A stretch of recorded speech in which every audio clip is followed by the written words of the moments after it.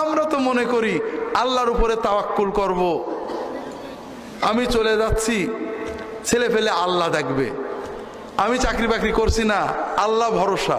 এরকম তাওয়াক্কুল আছে নাকি আমাদের দেশে? আছে। আর এই তাওয়াক্কুলের জন্য দায়ী হুজুরেরা আমরা। কারণ আমরা যত ওয়াজ করি সব পীর বুজুর্গদের গল্প, ঠিক না? অমক হুজুর 40 বছর জঙ্গলে তাহাজ্জুদ পড়েছে, সারা রাত দাঁড়াই থেকেছে, ঈশান নামাজের অজুতে ফজরের নামাজ পড়েছে, সারাদিন রোজা রেখেছে, আর সন্ধ্যের সময় জান্নাতে রুটি পেয়েছে।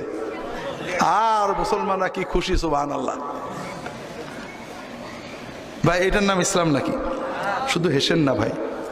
ইসলামের যে ক্ষতিটা হয়েছে, ইসলামের যে অবক্ষয় অধপতন, তার প্রথম টার্নিং পয়েন্ট ছিল যে কোরআন এবং সুন্নাহ বাদ দিয়ে মুহাম্মদ রাসূলুল্লাহ সাল্লাল্লাহু আলাইহি ওয়াসাল্লাম যেটা দিয়ে মুসলমান বানালেন, ইয়াতলু আলাইহিম আয়াতিনা ওয়া ইউআল্লিমুহুমুল কিতাব ওয়াল হিকমা, কোরআনের আয়াত পড়ে দাওয়াত দেওয়া। মুসআব ইবনে উমাইর যেটা দিয়ে দাওয়াত দিয়েছেন, মুহাম্মদ রাসূলুল্লাহ সাল্লাল্লাহু আলাইহি ওয়াসাল্লাম যেটা দিয়ে দাওয়াত দিয়েছেন, হে আরবের বর্বর মানুষদের হৃদয় জয় করেছেন।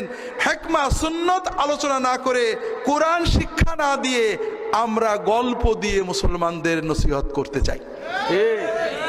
হাজরিন, এই গল্পগুলো আমরা কোনো ওলি আল্লাহদের বিরুদ্ধে বলছি না, ভুল বুঝেন না। ভুল বোঝা অথবা ভুল না বুঝেও অপব্যাখ্যা করা এটা আমাদের অভ্যাস।